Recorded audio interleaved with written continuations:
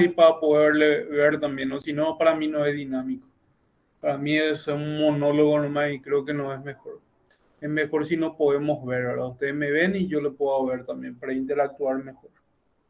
¿Les parece bien? Por favor, si aprenden sus cámaras.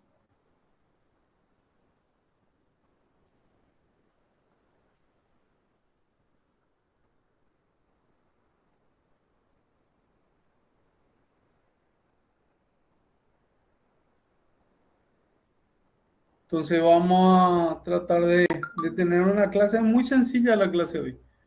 Bastante interesante y muy sencilla. Hoy nos toca ya ir por los trastornos.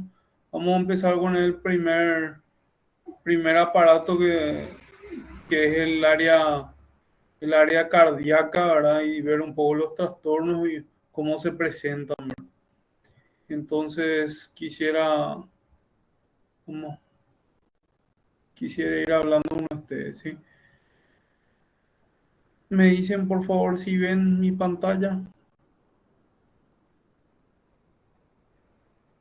Sí, Todavía no, profe.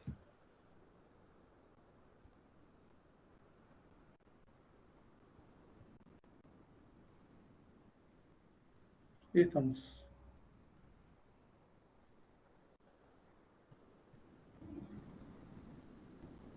Ahora sí, profe.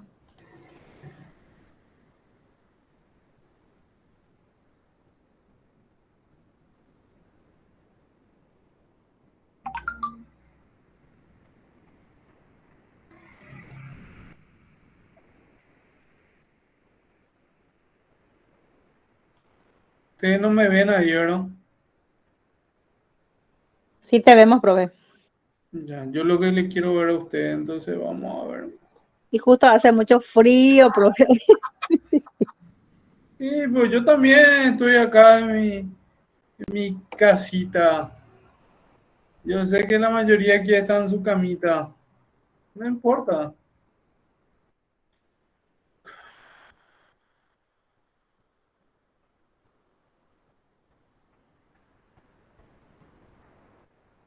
Bueno, entonces hoy vamos a hablar de los aspectos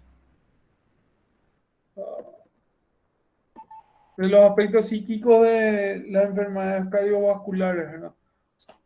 Vamos a ver un poco cómo se presentan las somatizaciones, ¿verdad? En el área cardiovascular. Bueno, podemos tener tres tipos de interacción. Una es la enfermedad cardiovascular psicosomática, o sea, en la mente hace un efecto sobre el sistema cardiovascular, sobre el corazón. ¿Sí? Entonces, tenemos otra que es una somatización cardíaca. La mente cree que hay un problema cardiovascular y tenemos una reacción a la enfermedad cardíaca. O sea, una enfermedad cardíaca hace un efecto sobre la mente. Tres variantes. Bueno, ¿por qué hablamos de una relación entre el corazón y la mente? Eh, el corazón y la mente no están unidos directamente, ¿verdad? Pero la vivencia hace que nosotros podamos decir que interacciona fuertemente y las personas sienten, o sea, sienten en el tórax muchas de las reacciones emocionales. Por ejemplo, sienten la ansiedad como el tórax que tiene una sensación de que el corazón late fuerte, que el corazón le va a salir por la boca. También se extiende un poco más hacia abajo en la región gástrica, ¿verdad? Que cuando uno está nervioso, ansioso, muchos sienten el ardor, ¿verdad? El reflujo cardioesofágico, ¿verdad? Como esa sensación de falta de aire. Esto hace que el cuerpo vivido, dice, el cuerpo vivido experimenta en el tórax. O sea, nosotros vivimos, sentimos también por el tórax.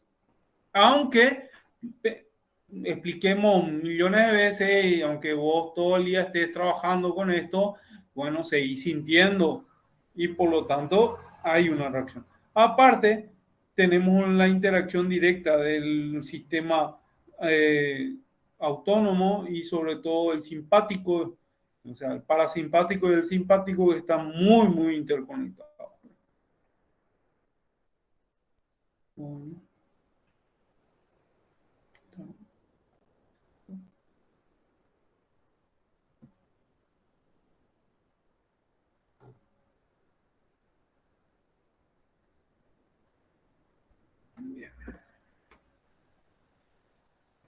La enfermedad cardiovascular o psicosomática.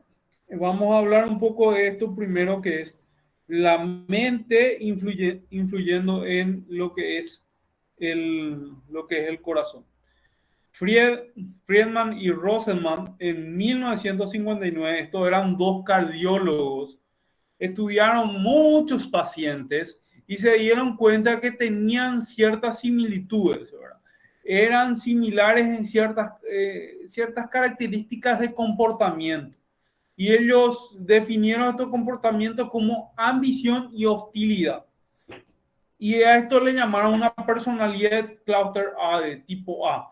¿Qué es ambición? ¿Qué ambición? Eran una persona que eran muy hiperactivas, eran personas muy exigentes con el entorno y consigo mismo, y por lo tanto tenían esa interacción con los demás muy, muy enérgica, y sobre todo también, como ellos se centraban más en su trabajo y en lo que tenían que hacer, toda la parte emocional estaba como reprimida, ¿sí?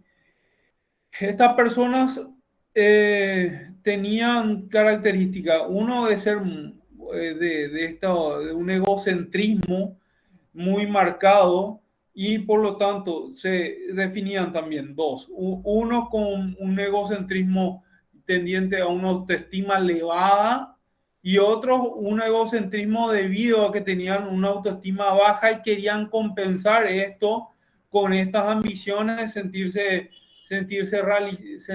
realizados, sentirse más aprobados por lo demás, por lo que hacían. Pero también había esta lesitimia, que era una falta de diálogo acerca de los que sentían. Y estos últimos, que tenían la autoestima baja, que querían compensar con este tipo de comportamiento y tenían la lesitimia, eran los peores. Estos eran los que más tenían problemas cardíacos, ¿verdad? Esta personalidad escrita por estos estudiosos, ¿verdad? No está escrita hoy por el CIE-10 de SM4 o por Nader-Kur. Más son características que se ven en las personalidades obsesivas, ¿verdad? Entonces, pero es muy interesante porque ellos describieron esta asociación con la patología psiquiátrica. Posteriormente, se describió otro subtipo de personalidad, ¿verdad? Que también está muy asociada a patologías cardíacas, ¿verdad? Estas son personas muy negativistas y sobre todo que tienen una inhibición también en las emociones y tratan de evitar el contacto social. También es una forma de legitimidad, o sea, ellos no hablan mucho de sus emociones.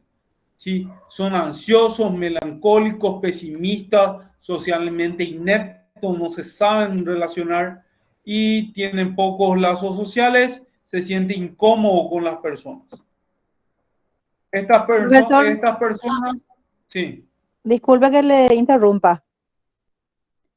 Una consulta. ¿El alexistímico, así como usted está hablando, tiene que ver con la herencia o con el entorno, con su proceso de socialización? ¿Eso es aprendizaje adquirido o...? Porque es una persona que no sabe expresar sus emociones, como que le cuesta manifestar o decir lo que siente. Sí, no, esto habíamos hablado la otra clase, ¿verdad? Hablamos en la segunda clase. Y sí, son personas que no expresan sus emociones, ¿verdad?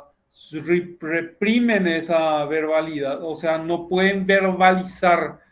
Esto hablamos de que habían teorías de desarrollo y también esto también puede ser una herencia, ¿verdad? No está bien descrito. Yo no encontré bien que explique esa legitimia es por esto. No, se describe a las personas con este tipo de comportamiento.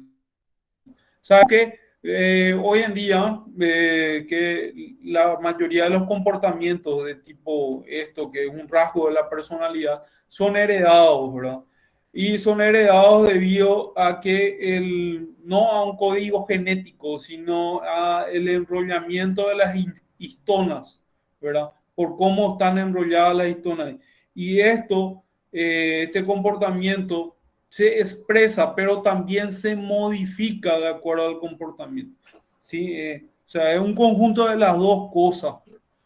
¿No?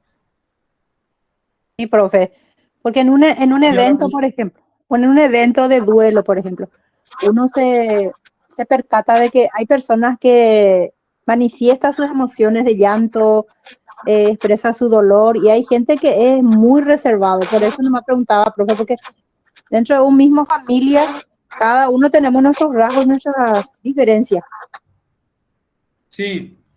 En el duelo convengamos que hay etapas del duelo, ¿verdad? Hay personas que no están expresando porque están en shock o porque están en negación, ¿verdad? Y otras personas que están ya en otras etapas. Pero en esto de la legitimia es algo constante, ¿verdad? Y no hay una expresión y hay una represión hacia los sentimientos. O sea, las personas no reconocen luego sus sentimientos. ¿Sí? Gracias, profe. Vale. Bueno, vamos por la personalidad tipo D. Habíamos hablado que son negativistas, ¿verdad? No quieren contacto social, tienen poco contacto social y con poca expresividad también. ¿Sí? Y estas personas tienen mayor actividad cardíaca. ¿Qué significa eso? Que con estrés o con un problema tienden a hacer taquicardia, tienden a hacer hipertensión arterial, y bueno, se complican fácilmente en en la área cardíaca. Hay menor capacidad de recuperación cardíaca, el corazón no puede responder fácilmente a un cambio, por ejemplo, un IAM.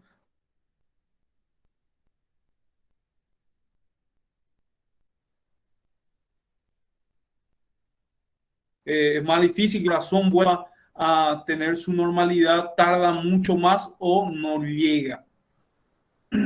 Menor variabilidad de frecuencia cardíaca.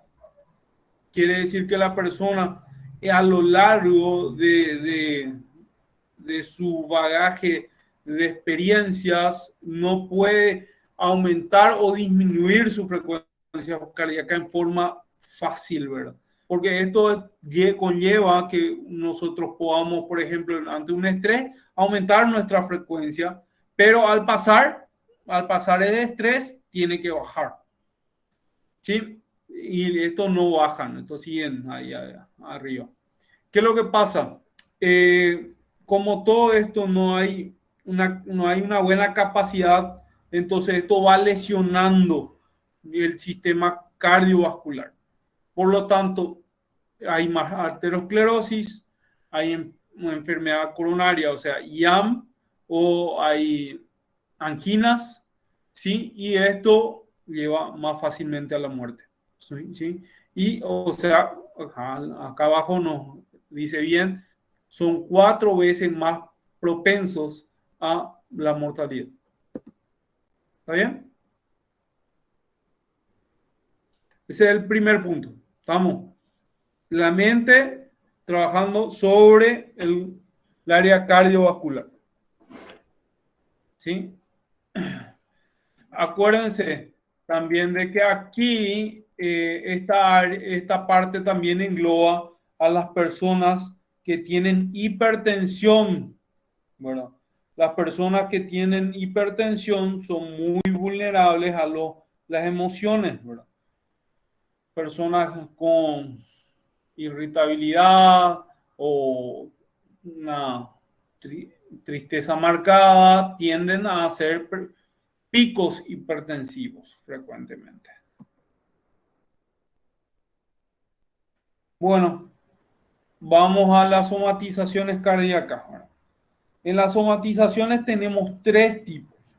Tenemos los trastornos ansiosofóbicos, tenemos los hipocondríacos y tenemos los trastornos por somatización directamente. ¿Qué es la somatización ansiosa fóbica? Son las personas que tienen una tendencia a la ansiedad, al pánico, tienen miedo a morir, sensación de asfixia, falta de aire. ¿Sí? ¿Alguno ya experimentó esto? ¿Me puede decir cuál fue su experiencia? ¿Qué sintió?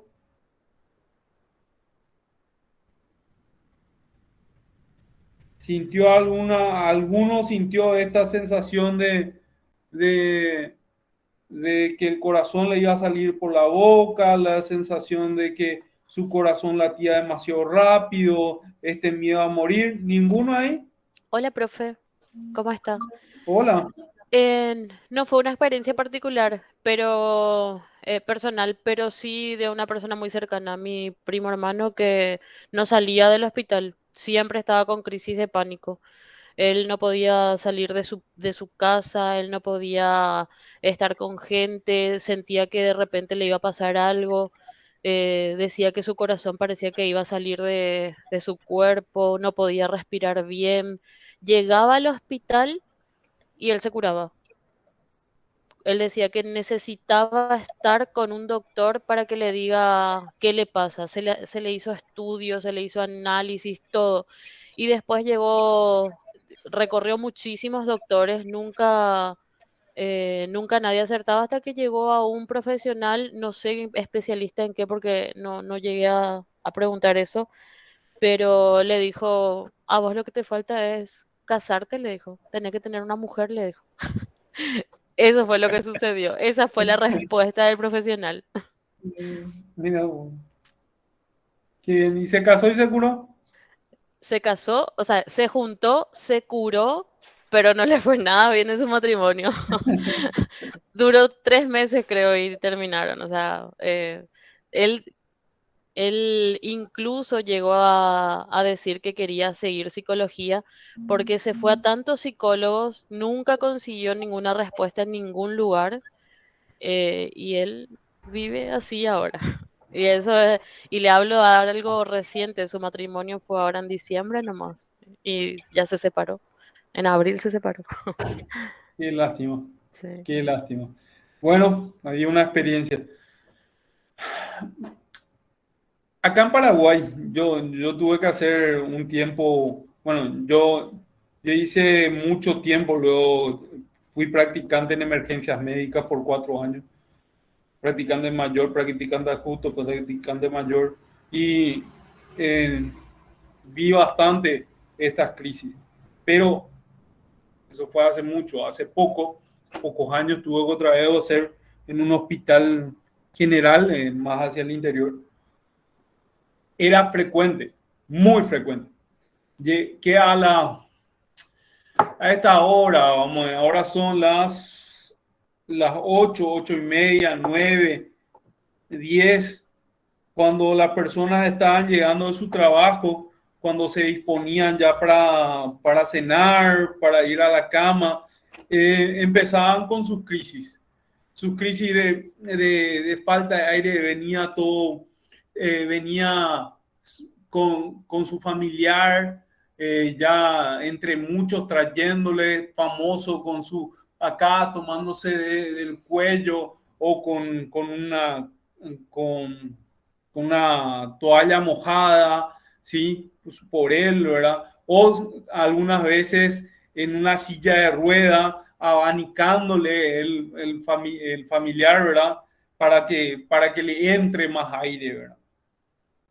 Era bastante típico del paciente tirado hacia el fondo, hacia el fondo de la camilla, con la cabeza hacia arriba, hiperextendiendo el cuello como para que...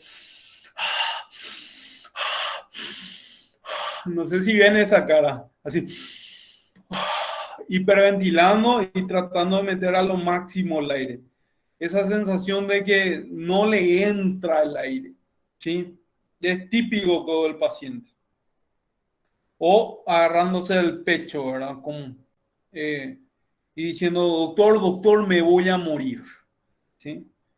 Ese típico, es el típico paciente con crisis de pánico, con la sensación de taquicardia. Te dice, doctor, parece que mi corazón está latiendo acá, en mi garganta, te dice. Acá, doctor, acá, mírame, ¿qué me pasa, doctor? O se quita la ropa y te muestra el pecho. Mira, doctor, mira cómo se mueve mi corazón. Y es solo el ápex que se está moviendo. Otros pacientes ya vienen con hiperventilados, ¿verdad? O sea, el típico paciente que estuvo respirando a todo lo que da y empezó a hacer un desequilibrio ácido-base y ya viene todo lánguido, ¿sí? Ya no aguanta. ¿Por qué? ¿Qué hace el desequilibrio ácido-base? Hace que las piernas se sientan adormecidas, toda la persona a veces inclusive llega a desmayarse, ¿verdad? Por ese desequilibrio.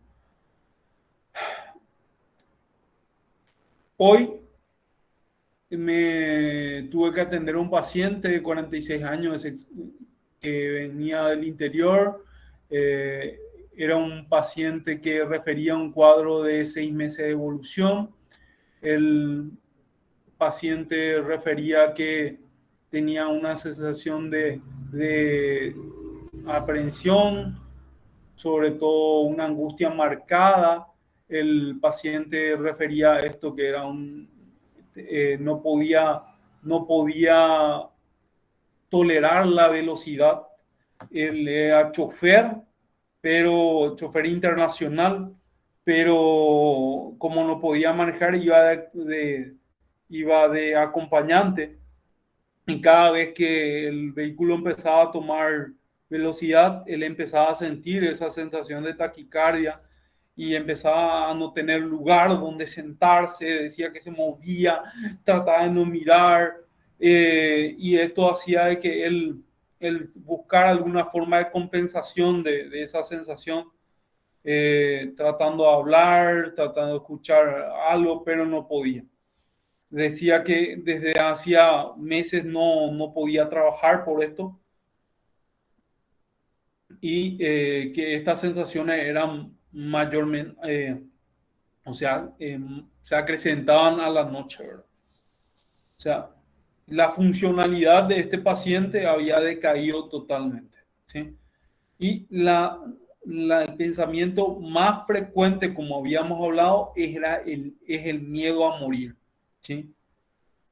Entonces, estas sensaciones cardíacas se dan en distintas formas, pero más como como una sensación de que el corazón va a parar. Ellos tienen miedo a que el corazón se pare de ellos, ¿verdad?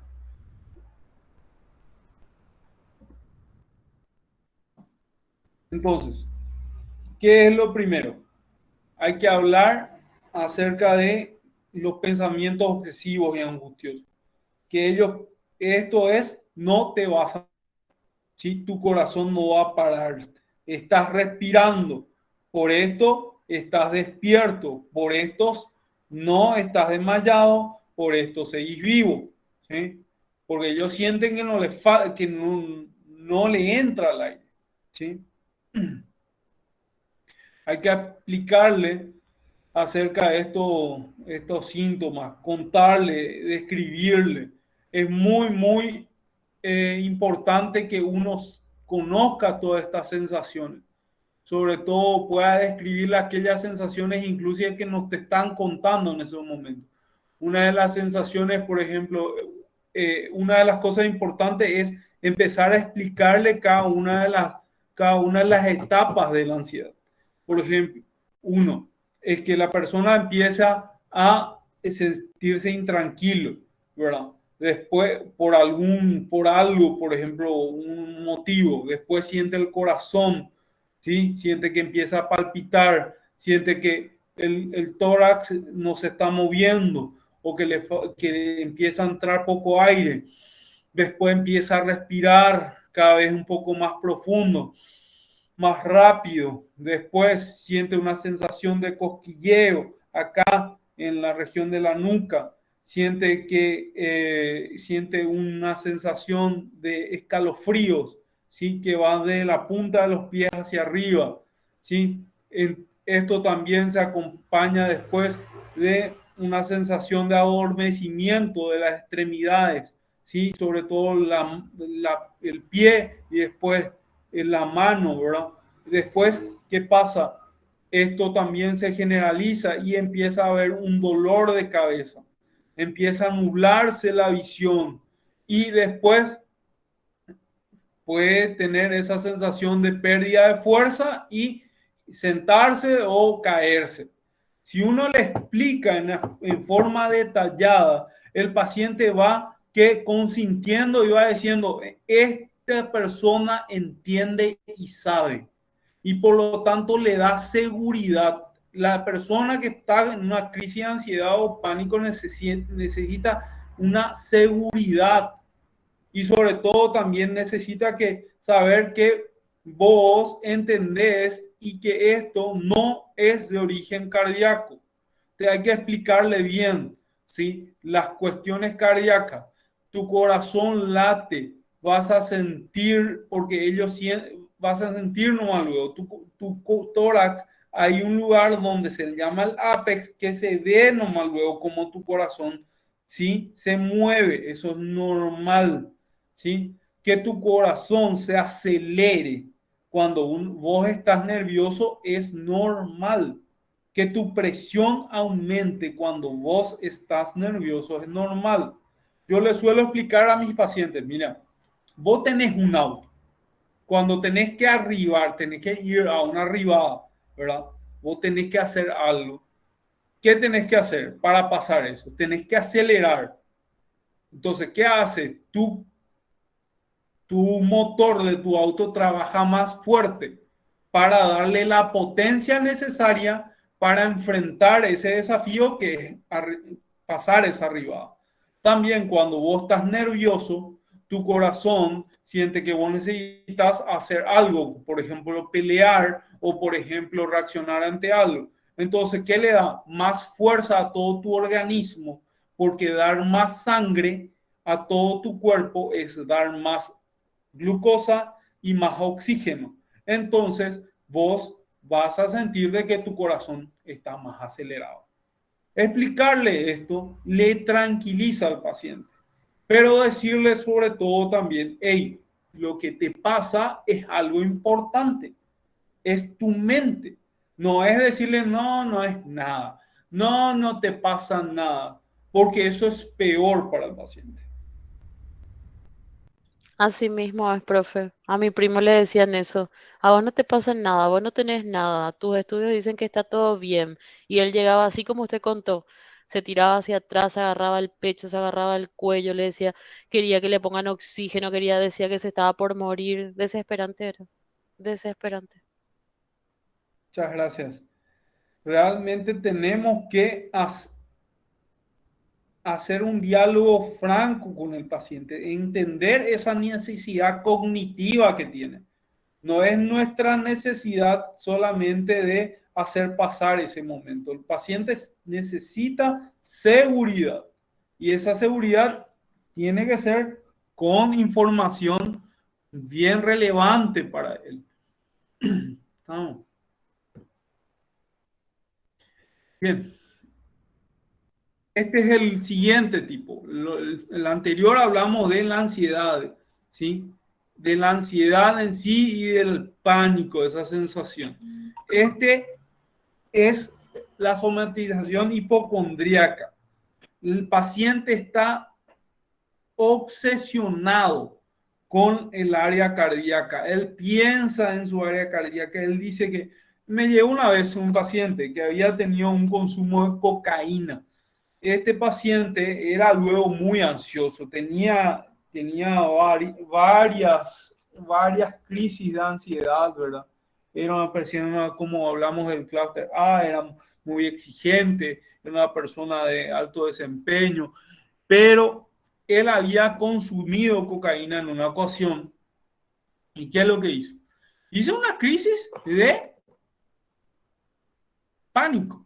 Empezó a tener taquicardia, sintió el corazón que latía rápido, no podía parar, esa sensación de angustia, la opresión en el tórax, y después quedó con una obsesión acerca de su corazón. Él decía que había hecho eso y se había dañado su corazón. Él quería hacerse estudio, él se iba a los cardiólogos. ¿Por qué? Porque él está pensando continuamente en su corazón, ¿verdad? Entonces, había una sensación de incertidumbre. Él no podía dejar de pensar en esto. A pesar de que los cardiólogos le mostraban todo su ecocardio, su estudio de estrés cardiológico, a pesar de sus electros, te traía así de electros. Cuando llegó a la consulta, luego, doctor, me envían acá. Y normalmente, muchas veces, este tipo de pacientes no viene porque él quiere al psiquiatra o al psicólogo. Acá este tipo de pacientes, no como el otro, este viene porque le traen. Este vienen porque ya se fue por todos lados y no tuvo solución y la gente y ya le hartó a la gente y le dijeron andate allá porque vos no tenés nada. Acá está todo tu estudio y tu corazón no está, porque él no es que se va al cardiólogo para consultar, él se va para pedir estudios, ¿sí?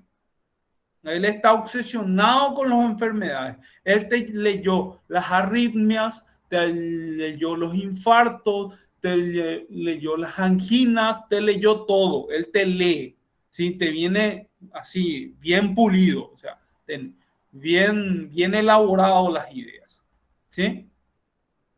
Esto, por tanto, es un hipocondriaco. Ya está buscando, está pensando en la enfermedad, no en los síntomas. ¿Sí? Profe, una consulta. El dolor que él siente dolor, ¿el dolor que siente es real o cómo es en cuanto a eso?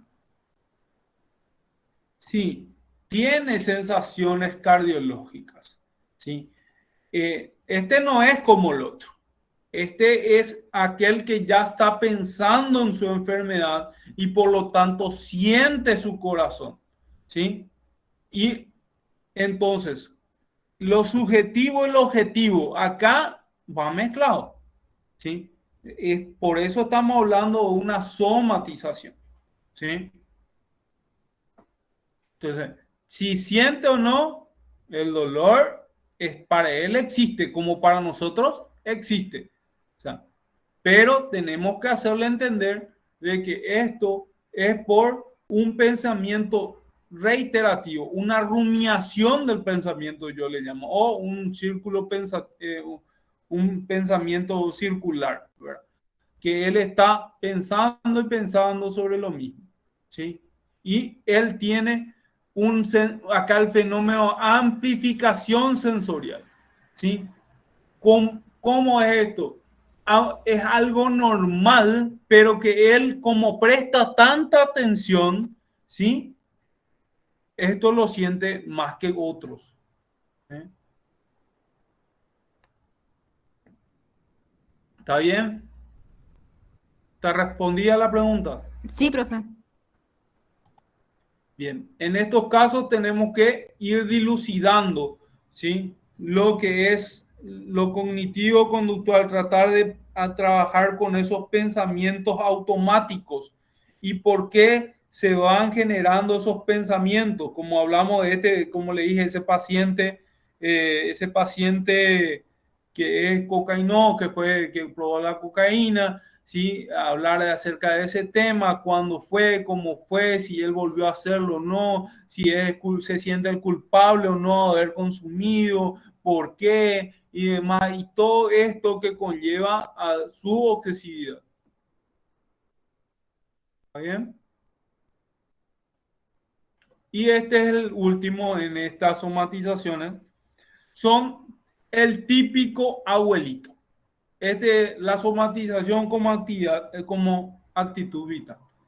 El típico abuelito que te viene porque su corazón le molesta, pero también le molesta su pierna, pero también le molesta su hernia, también le molesta su ojo, pero también le molesta su intestino.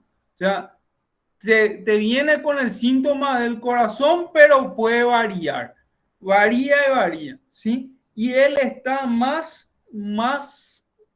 preocupado porque él es incapaz. No, yo, doctor, mi corazón, doctor, yo no puedo caminar, doctor, que yo no voy a alzar, doctor, cosa pesada, mi corazón, doctor, yo me puedo morir, yo me puedo morir.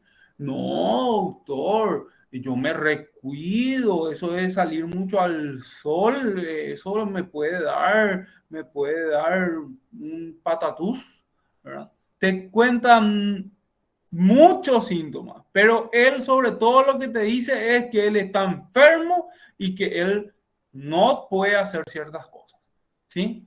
Y él te viene, te cuenta el familiar que te dice, doctor, él tiene que venir junto a vos.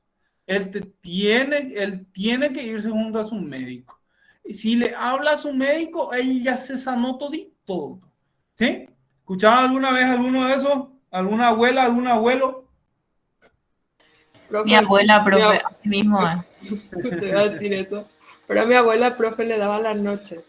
Ella, por ejemplo, a la noche ella decía que si ella se dormía, su corazón iba a parar de latir y que ella se iba a morir, porque a la gente con problemas del corazón se muere a la noche. Y ella no dormía a la noche, y todos nosotros detrás. Ay, ay, y todos, esa última parte es la más importante en esta descripción, ¿sí? ¿Qué acabas de decir? ¿Qué dijiste? Y todos. Todos nosotros detrás, porque ella no Exactamente. podía dormir, entonces nosotros tampoco podíamos dormir, porque si nosotros no estábamos, ella se iba a morir. Exactamente. Aquí va el punto de este último tipo de paciente.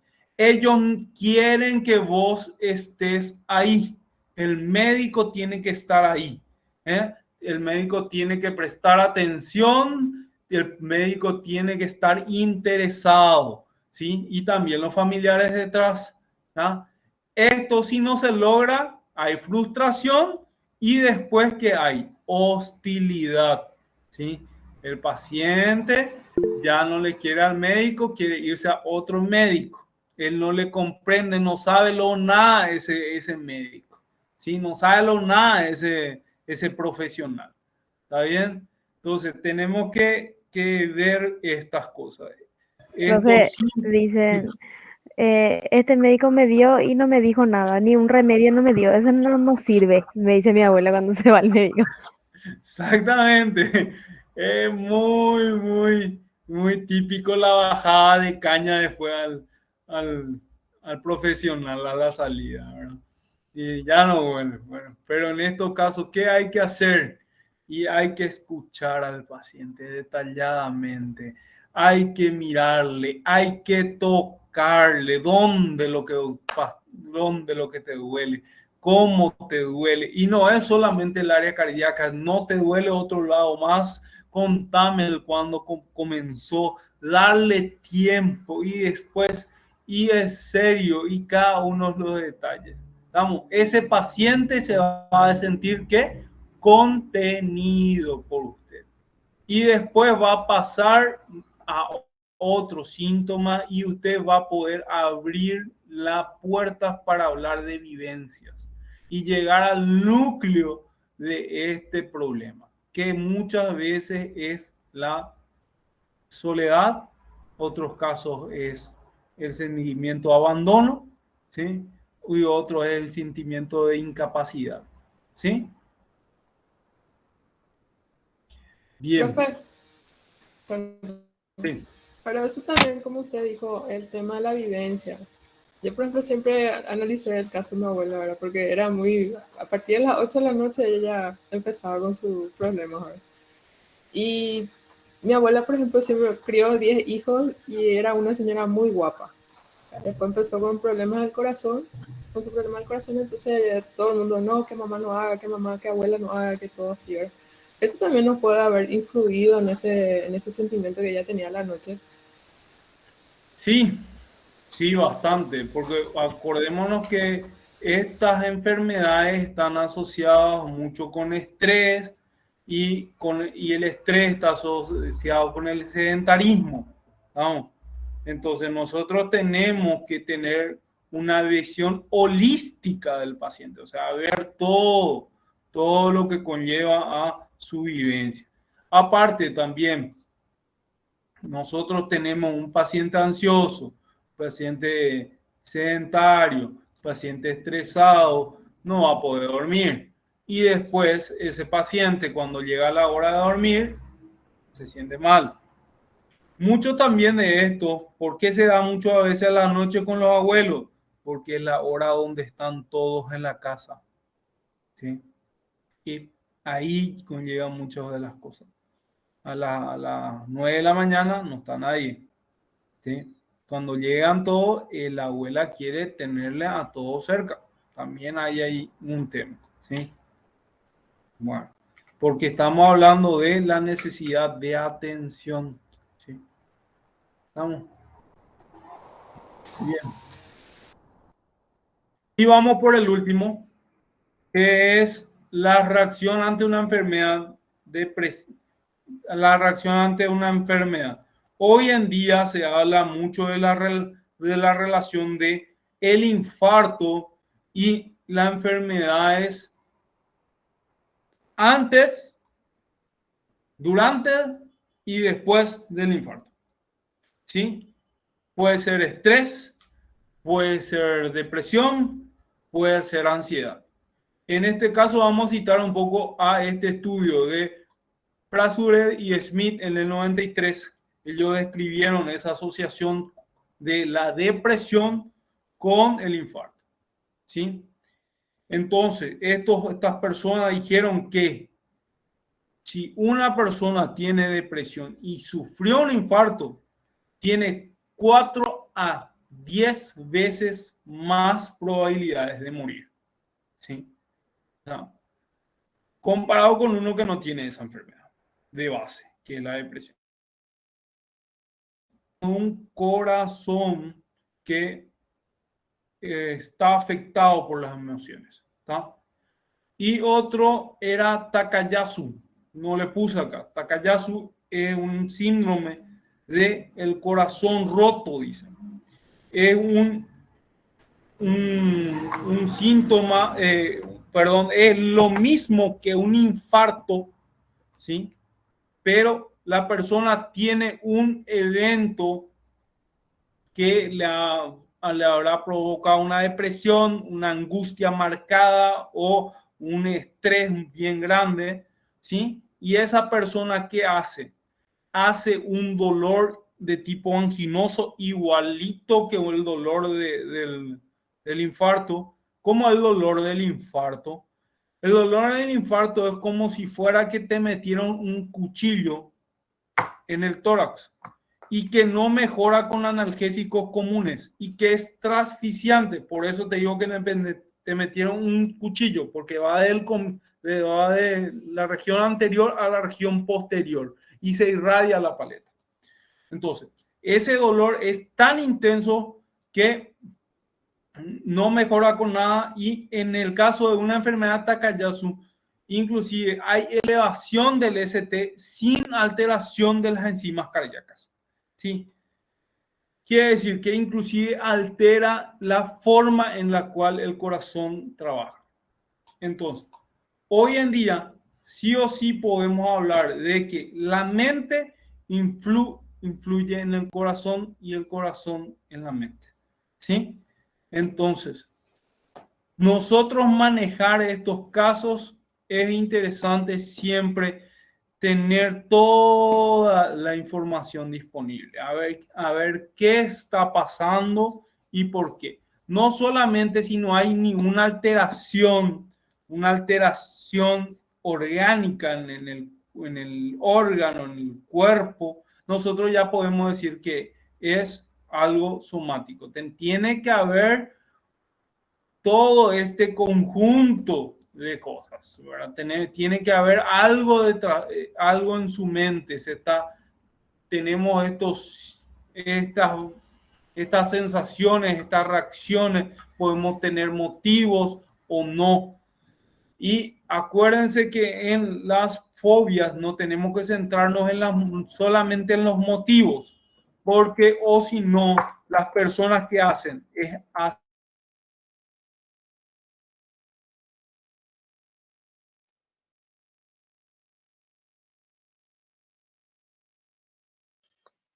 Profe, no se le escucha, o yo nomás. Creo que se fue el profe. Sí, parece que se fue. Se congeló. ¿Qué tal, chicos? ¿Cómo están? Hola, profe. Hola, profe.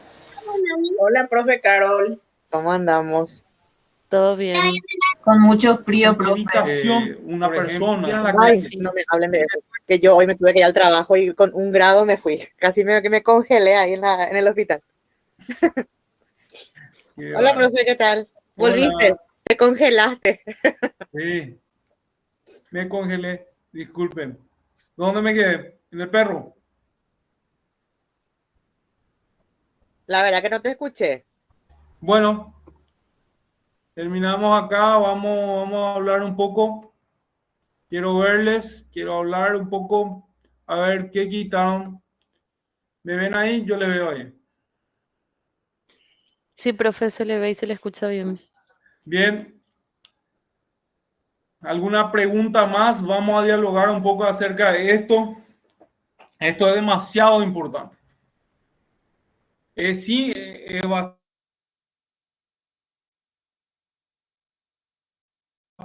corta la clase y hablar un poco más de casos.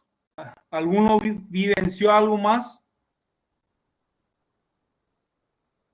Profe, con respecto a lo que mencionó, que es sumamente importante que nosotros le demos importancia a las personas que se acercan, a las personas que dicen que le duele algo y como profesionales, a lo mejor ya ver que se hizo muchos estudios y no hay nada, pero esa persona quiere que alguien le escuche, quiere que alguien le atienda, y es así. Cuando estaban hablando sobre nuestras abuelitas, asimismo las personas adultas especialmente tienen, creo que o son muchas las personas adultas que tienen, adultos mayores que tienen esa particularidad. Mi abuela también es lo mismo, ella no quiere estar sola, ella dice que se va a morir y ella se va al doctor, se le atiende, tiene sus medicaciones y ella, esa compañía y esa persona que le escucha lo que quiere a su lado, alguien que crea es lo que ella dice que tiene, ¿verdad? Sí, eso es muy importante. Alguien que crea lo que ella tiene. Nosotros no podemos, lo que el paciente te dice, tenés que darle importancia. ¿Sí? Él es el punto central de lo cual vos estás generando una experiencia de conocimiento. El paciente es el especialista en el paciente. Él es especialista en sí mismo. Nosotros somos especialistas en la enfermedad. Por lo tanto, nosotros tenemos que dar ese lugar. ¿Sí? Entonces, nuestro punto de partida, nuestro ojo para ver las cosas es la descripción del paciente. ¿Sí? Aunque parezca totalmente absurdo, porque a veces te dicen, yo, doctor, cuando camino mucho con el pie izquierdo, mi corazón empieza a latir mucho. Ah, muy bien. ¿Y por qué? ¿Y cómo? ¿Verdad? Porque hay gente que no tiene esa paciencia y le dice, no, pero eso no tiene sentido. No, no tiene nada que ver. No podemos invalidar la descripción del paciente aunque no tenga sentido alguno. Tenemos que escuchar. Algunos pacientes me han dicho, ¿verdad, doctor? Yo cada vez que como galleta, ¿verdad? Que como galleta siento que mi corazón late más rápido, doctor. Y parece que me va a dar un infarto. No tiene nada que ver la galleta, ¿verdad? Pero bueno, Profe, está bien. No puedo invalidar su descripción. ¿Sí? buenas noches. Buenas Quería noches. acotar nuevo también sobre el punto, profe. Yo a diario yo trabajo en una unidad de salud familiar y trabajo en conjunto con médicos y licenciados y normalmente siempre acompaño en la consulta con la doctora, ya sea ayudándole con las fichas, con todo lo que sea administrativo. Y normalmente siempre presencio lo que es las consultas. Y a diario tenemos pacientes así, abuelitos más que nada, que vienen y como usted mencionó, ellos ya vienen totalmente leídos e instruidos acerca de la enfermedad que ellos creen tener.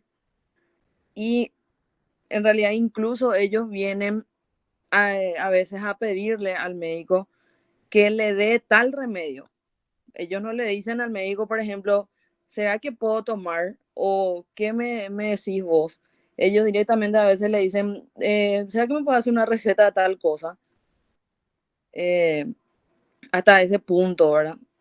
Y también como Se fue, mencionaba, El se fue el profe se profe. se fue, fue, Susan. de la chora se fue el Perdón, profe. perdón.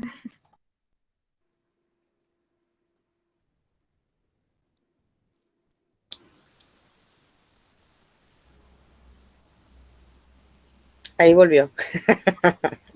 Disculpen, no fue mi culpa. ¿Quién le echó Figari, al profe? Figari, te estaba Sí, escuchando, disculpe. sí, profe, no sé hasta qué punto quedaste. Hasta el comienzo.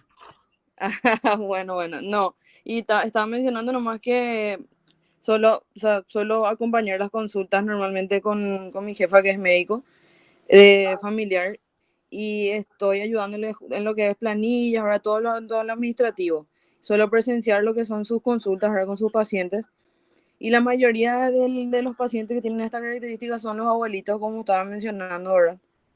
Y lo que estaba diciendo también es que puntualmente ellos vienen totalmente instruidos acerca de lo que ellos creen tener, ¿verdad? Ellos Sí. te dicen de pe a pa lo que ellos tienen y lo que ellos están convencidos de que ellos tienen. Y encima de todo, ellos vienen no a pedirle al médico qué remedio pueden tomar o qué pueden hacer. Ellos directamente le piden, por ejemplo, dame una receta de tal cosa. O sea, ellos piden ya tal medicamento. No es que le dicen al médico, ¿será que puedo tomar o algo así, ¿verdad? Entonces, de repente eso también, y yo creo que influye bastante también la forma en que el profesional afronta eso, porque tenés que tener bastante tacto, como usted dijo, profe, tenés que saber, no puedes decir al paciente, por ejemplo, pero eso no tiene nada que ver, pero yo no te puedo dar tal remedio porque de tal cosa, y conozco profesionales de sobra, ¿verdad? Que hacen ese tipo de comentarios y normalmente termino siendo yo la que le contiene al paciente y le dice, mira, la doctora no te puede dar esto, pero vos le podés decir cómo te sentís y le podés contar y le podés preguntar qué es lo que podés hacer, ¿verdad? Porque hay médicos que no tienen cero paciencia más o menos para explorarle al paciente y decirle con asertividad las cosas, ¿verdad?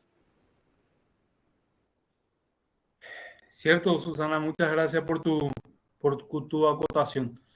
En estos casos realmente hay que llevar al paciente, no hay que avasallar o empujar al paciente, ¿verdad? hacia lo que nosotros queremos por un razonamiento o un diagnóstico, o esto no va, ¿verdad? Hay que, como decir, usar la asertividad, ¿sí? Poder dialogar con ellos acerca de los síntomas y poder buscar buscar estos diagnósticos que nosotros necesitamos para la mejoría del paciente. Y muchas veces hay que negociar con el paciente, ¿sí? Lo que yo normalmente digo es, ¿sabes qué? Yo creo, me parece que podríamos agarrar y probar esta medicación. ¿Qué te parece? Para mí que te va a mejorar. Probar unos días. Yo sé que te va a hacer, yo creo que te va a hacer bien. Confía en mí, por favor. Después de haber hablado, escuchado y razonado de esos síntomas y agregado lo que probablemente nosotros como profesionales sabemos que tendría que tener, ¿verdad? Aparte de lo que ya te describió para darle una seguridad al paciente. ¿Sí? Bueno, quisiera hacer una última presentación, ¿verdad? Una última presentación paciente. Esto me pasó en el consultorio, ¿sí? Estaba en un consultorio eran las 10 de la mañana. Estaba atendiendo, era mi paciente número 18 por ahí, ¿sí? Cuando estaba un poco más hacia adentro, cuando eso atendía muchos pacientes. Ahora también, ¿verdad? En esta pandemia estoy atendiendo otra vez mucho, ¿verdad? Entonces, estaba hablando, era una paciente conocida de 58 años de edad, era una paciente bipolar, ¿sí? Que tenía muy escasos recursos, trabajaba como empleada doméstica a medio tiempo, con lo cual mantenía a su mamá de 92 años que estaba en cama en situación de demencia, y una demencia de tipo leve, no era muy grave su demencia. También vivía con su hermana que era esquizofrénica. En ese momento era una esquizofrenia descompensada con alta agresividad, ¿verdad? Agresividad verbal. La hermana se pasaba gritando y demandando atención, ¿verdad? Gritando de todo un poco, ¿verdad? No le dejaba dormir. La paciente tenía una familia bien extensa, los cuales se habían apartado y ella no tenía contención familiar, no tenía ni siquiera apoyo económico, ¿verdad? Siendo que algunos de sus familiares eran médicos y de moderados recursos económicos, ¿verdad? Ya se sentía muy frustrada, ¿verdad? En ese momento yo estaba en consultorio, yo estaba acá, la paciente estaba enfrente. Empezamos a hablar de todos estos temas. Ella me empieza a describir a su hermana en esa entrevista. En esa entrevista había iniciado su descompensación la hermana hacía 3 días. Estaba muy mal, ¿sí? Como le dije, agresiva. Creo que esa vez le había pegado, le había estirado el pelo y tirado en el piso.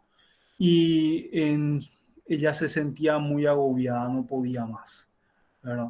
Y en ese momento, cuando me estaba describiendo, estaba un poco llorosa y yo le estaba escuchando ya con la displicencia del tiempo y demás, estaba escuchando tranquilamente. Y en ese momento ella empieza a agarrarse el tórax y se agarra en la región precordial. Agarra, hace esto. Empieza a hablar. Doctor, me duele mucho, me duele. Era una paciente bipolar, paciente que no estaba durmiendo, una paciente que en ese momento estaba muy emocional, estaba llorando, y le digo por su nombre: Juana, ¿qué te pasa? ¿Qué te pasa, Juana? Y me dice: me duele mucho. Pero Juana, estamos acá, tranquila, vos me estás contando, yo te voy a ayudar.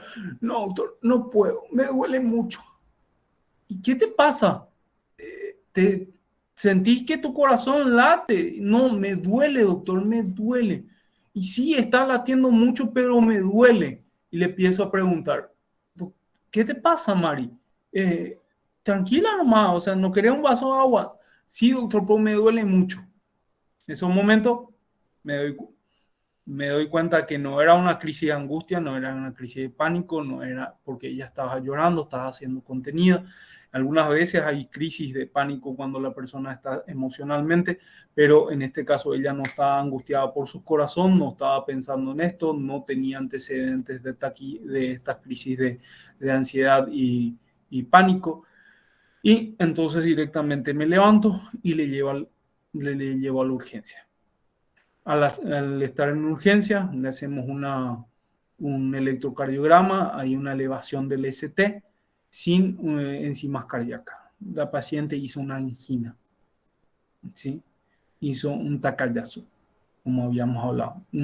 Hizo una somatización cardíaca. O sea, la persona se angustió tanto que sintió su emoción en el corazón. Y esto elevó, inclusive llegó a ser una falla en lo que es la función cardíaca. Entonces, este es un caso raro, ¿verdad? Y me pasó en urgencia. No me pasó en urgencia, pero me pasó en mi consultorio dentro de un hospital. Entonces,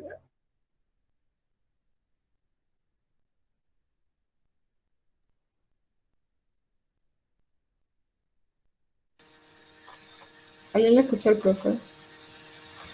No, no se escucha. Justo en el momento más interesante de la historia. Habemos reaccionar. Profe, te fuiste de vuelta. ¿En serio me fui de vuelta? Sí. Bueno, ¿dónde me quedé?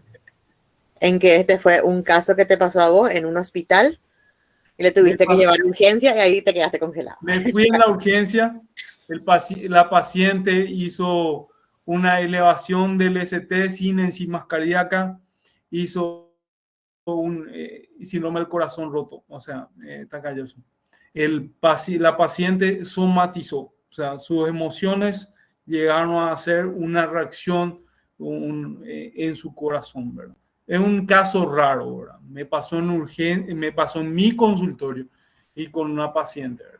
No, como le dije, los pacientes que llegan a hacer esto no lo hacen en forma frecuente, o sea, no es algo frecuente. Ellos no tienen un antecedente fóbico o un antecedente hipocondriaco o una sensación, unas somatizaciones de otros órganos y empiezan en el cardíaco. Es algo raro, pero pasa, ¿sí? Nosotros a veces nuestra conexión de cerebro-corazón se da. Puedo citar otro paciente, ¿verdad? Pero creo que ya se va a alargar más. No sé si quieren escuchar otro paciente. Sí, profe, yo quiero.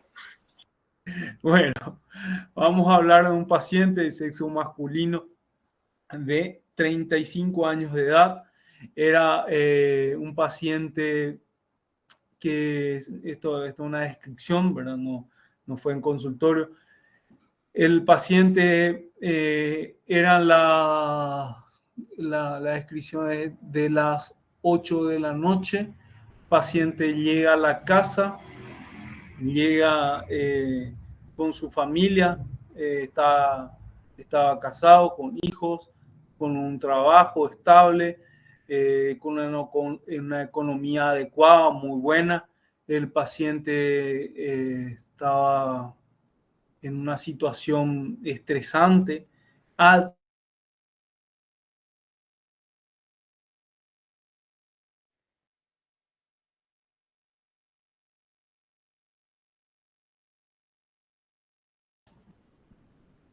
Se congeló de vuelta, ¿verdad? Sí, se congeló. Pero seguro que él no se da cuenta. Al parecer no. No me doy cuenta, ahora sí. Sí, no por eso, profe. No, pero te juro, ¿tu internet para mí qué es? Sí, ya vamos a mejorar. La próxima me conecto con mi celular también. Vamos a tener una doble conexión. Ah, no, pero horrible están las conexiones, profe, así que no es solamente aunque te conectes. Yo siempre hago así con Lorenzo también. Me conecto de ambos y la misma cosa. Esta semana estuvo mortal. No sé si a ustedes les pasó con otra clase.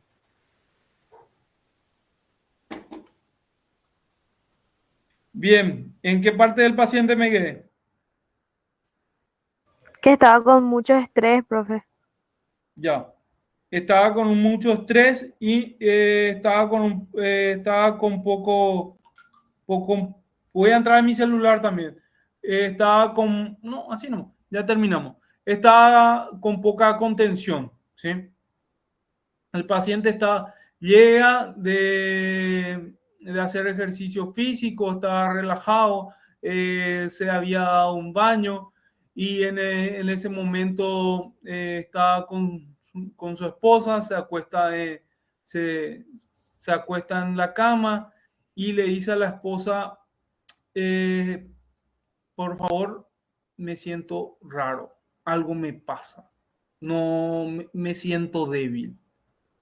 La esposa le mira, le observa, le ve un poco pálido, le toma la presión, nota algo extraño y en ese momento se lleva a la urgencia. El paciente había hecho una arritmia, entró en fibrilación auricular. ¿Sí? Es una situación muy extraña, pero que también se da en situaciones de extrema angustia cuando el paciente no está contenido verbalmente, ¿sí? Y en estos casos, ese es un caso, como dijimos hace rato, que la enfermedad del corazón está afectado por una situación mental que se da, ¿sí? Las arritmias y la fibrilación auricular también se dan en contexto de extremo estrés, o sea, ¿sí? En pacientes jóvenes y pacientes sin antecedente alguno, paciente que tiene buena función muscular, está con ejercicio físico, está con todo, también se da, ¿sí? ¿Alguna pregunta? No sé si quedó claro esos últimos casos. Sí, profe. Sí. ¿Alguna pregunta más? Súper bien, profe. Muy interesante. Todo muy claro, profe.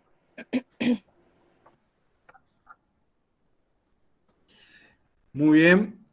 Espero que puedan ir leyendo y aportando. Sobre todo quisiera, por favor, recalcar que los pequeños test, las pequeñas pruebas que estamos dando después de cada clase, ¿sí? Son sumativos, ¿sí?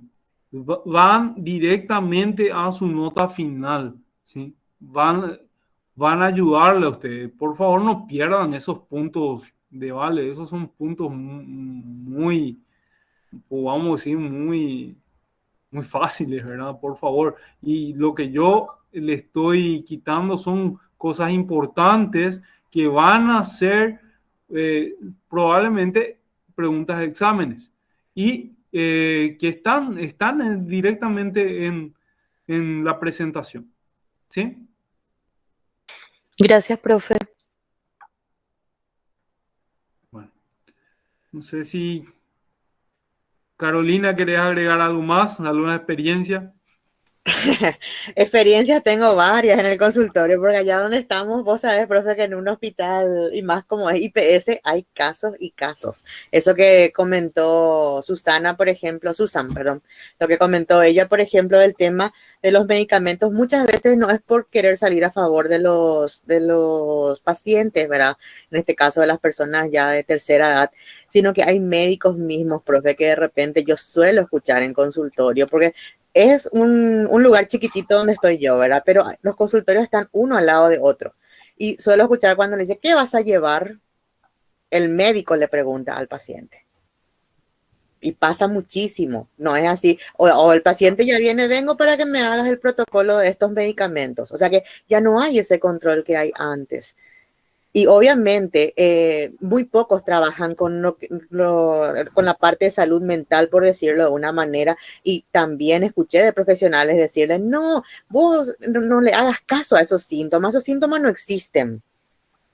En vez de decirle, consulta con un profesional que te pueda orientar, que te pueda contener, que te pueda recomendar técnicas que puedas manejar, ¿verdad? Porque la mayoría son estrés, ¿cómo se dice? Trastornos de pánico, o sea que más bien crisis de pánico, porque trastornos de pánico en sí, yo por lo menos en consultorio no lo vi. Crisis sí, que es el día a día de cada uno de los jóvenes hoy por hoy. Con la pandemia se generalizó. Eso, por ejemplo, también lastimosamente nuestro sistema de salud está de esa manera.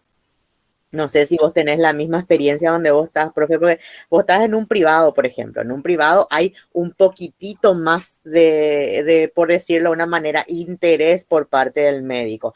Porque yo tengo una experiencia con un médico en particular que atendía tanto en privado como en público, pero en el público jamás le tomó la presión a un paciente, en el privado sí. Y es que me llama muchísimo la atención, profe. O sea que es una forma me gustaría poder hacerle una reestructuración cognitiva a cada uno de los médicos, porque no sé si ya están cansados de repente o qué es el problema. No sé si pasa eso, Susan, donde vos estás. Profe, si yo te cuento cada cosa que yo experimento en mi lugar de trabajo. Mi pareja es estudiante de medicina y te juro que cada día que pasa le recalco y le suplico que no sea ese tipo de médico. Porque me da muchísima pena, a mí me da muchísima pena porque yo trato de suplir todo eso que mi médico, que es mi jefe ahora, no le da a su paciente, trato de hacerlo yo, por lo menos en el sentido emocional, porque yo soy consciente de que no voy a poder darle el servicio que ella le da en su área, ¿verdad? Porque en lo que compete lo que es la medicina, por ejemplo, ella es una persona que sabe muchísimo, pero le falta muchísimo ese tacto, esa empatía, esa asertividad para con los pacientes. Y es una tristeza, ¿verdad? Para mí, pero bueno, es lo que me tocó, vamos a decirle. Siempre trato también a modo de que pueda darle una sugerencia, más o menos decirle, por ejemplo, doctora, si me permite, quisiera decirle, ¿verdad? A veces es bueno también decir que le digamos a los pacientes tal y tal cosa, para que ellos no se sientan tan mal o no se sientan rechazados, ¿verdad? Y hay días que me toma bien y hay días que me toma mal, pero no, claro, pero bueno. viste que siempre sentís esa frustración. Realmente eso es un poquito complicado de manejar, porque yo muchas veces quise intervenir de repente porque hay una ventanita que nos separa de un consultorio y otro, ¿verdad?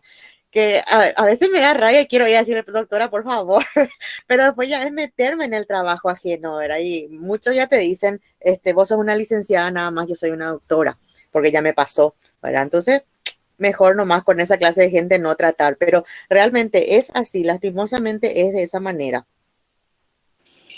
Sí, profe, es impresionante realmente. A mí me suele pasar muchísimo, así como he conocido muchísimos médicos que, Dios mío, envidiable es la forma que trabajan. También conocí muchísimos que por lo visto, yo me pongo a pensar, ¿verdad? Es una opinión muy personal, yo digo, tal vez esta persona estudió porque dijo, bueno, esta carrera me va a dejar buenos ingresos, ponele. Pero nunca se le pasó por la cabeza el decir, yo voy a estudiar esto porque voy a abrazar esta profesión. Claro, totalmente. Así es. Y otra cosa que quería comentarles también era de que no se olviden, o sea, voy a ser demasiado hincha ya, ¿verdad? Pero no se olviden de sus grupos. Vayan haciendo y vayan pasándome para que yo también así tenga le hablo de los grupos del trabajo práctico. Los temas lo van a elegir ustedes. Esto ya habíamos coordinado al inicio de las clases, ¿verdad? Pero vayan teniendo también eso para que yo pueda ir haciendo mi planillita para ir cargándole también el peso de los, de los cuestionarios que vamos teniendo, ¿verdad? El profe a la par, yo le estoy pasando a él cada planilla y él va también viendo, así que algunos súper bien, ¿verdad? Pero otros de repente... Hoy, por ejemplo, antes de que nos conectemos, me fijé y creo que ustedes son más de 50 y visto que apenas la mitad más uno más o menos contestó el cuestionario actual, ¿verdad? No sé si de repente no pudieron, pero hoy hasta las 10 está habilitado. No sé si tienen presente eso. Son 4 puntitos. Y eso nada más, profe. Bien.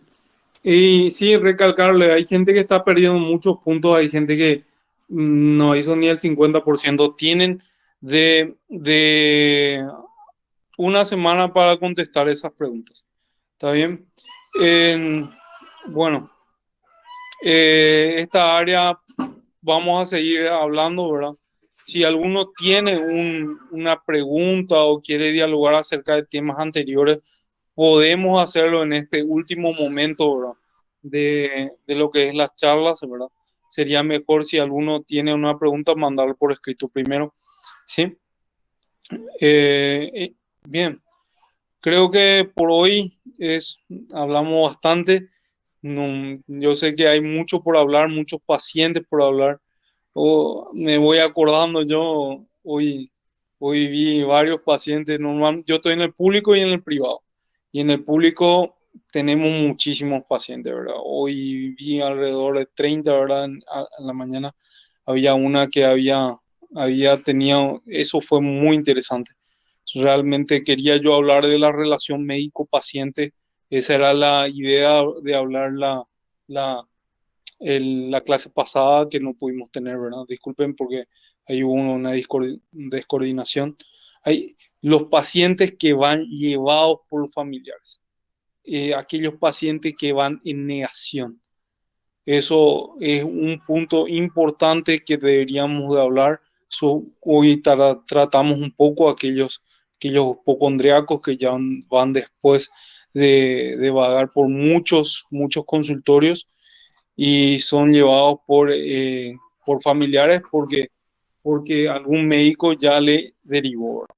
Estos pacientes que son llevados son mucho más difícil manejo, especialmente si es esta área de la psicosomática que estamos tratando, porque tenemos que tener mucha paciencia, tenemos que tener los síntomas bien pulidos como para poder hablarlo, detallarlo, darle la seguridad, encaminarlo y sobre todo para que ellos puedan tener una relación con nosotros que le dé esa certeza de estar bien diagnosticados. Porque los pacientes, por ejemplo, estos últimos, esto que hablamos de los hipocondríacos, son personas que no toleran la incertidumbre. Por lo tanto, necesitamos pulir bastante. ¿Sí? Esa relación médico-paciente que estuvieron hablando esta última charla, hay que pulirlo con mucha atención y sobre todo también con tiempo muchas veces. Nosotros tenemos que saber cuáles pacientes necesitan más tiempo. Más tiempo conlleva también esto que es más paciencia. Nuestros pacientes normalmente no tienen esa receptividad de los terapeutas y por eso vienen ya con un sesgo muy importante hacia los terapeutas de blanco. Fueron maltratados y más eso es típico de los pacientes psicosomáticos que no fueron comprescindidos, tuvieron una mala relación, ¿sí? ¿Por qué? Porque exigieron, porque pidieron estudio, porque no, otro es porque ellos mismos no son receptivos a esas explicaciones lógicas. Tenemos que entender, la relación médico-paciente está muy ligada con estos trastornos y hay sesgos de los dos lados, del paciente y del terapeuta. Y nosotros como profesionales de la salud mental tenemos que saber sortear todo, ¿sí? Todas estas áreas. ¿Está bien? Bueno, nos vemos la próxima clase. Un abrazo. Igualmente, gracias, profe. Hasta Gracias, luego. profe. Hasta luego. Profe, espera un ratito. No, un ratito, profe, quiero acotar algo. Ahora justamente me escribió la encargada de la materia. Me dice que de repente no sé si no quedó muy claro el tema de los grupos para el trabajo práctico. ¿Ustedes recuerdan, gente, o no recuerdan nada de eso? Si alguien me dice algo. Sinceramente, yo, profe, lo que recuerdo es lo que acabas de decir, que tenemos que juntarnos entre 5 o 6 personas máximo y que los temas creo que vos ibas a sugerir y nosotros elegíamos. No. Bien, permiso. Voy a hablar. Simple y claro, ustedes me pidieron 5 personas por grupo porque ustedes tenían ya grupos formados en otras materias, me dijeron. Por lo tanto, pidieron 5 personas. Ese grupo tiene que presentar 2 casos, ¿sí?, de trastornos psicosomáticos con una buena descripción y también con un marco teórico, ¿sí? Y la idea es que ustedes aprendan a presentar y distinguir aquellos trastornos psicosomáticos, ¿verdad? Ese es el trabajo práctico, ¿sí? Gracias, profe. O sea que básicamente sería un grupo, ustedes eligen el grupo y en base a todos los contenidos de la materia, ¿verdad? O sea que tiene que ser algún tema específico dentro de lo que está en nuestra unidad programática y eso es lo que van a estar presentando. Y como dijo el doctor, 2 casos. Ahora, de los mejores vamos a ver en una de las clases que tenemos, como tenemos varias clases, ¿verdad? Para que puedan exponer. Eso también llegamos a hablarlo en la primera clase, ¿verdad? Así es, profe, ¿verdad?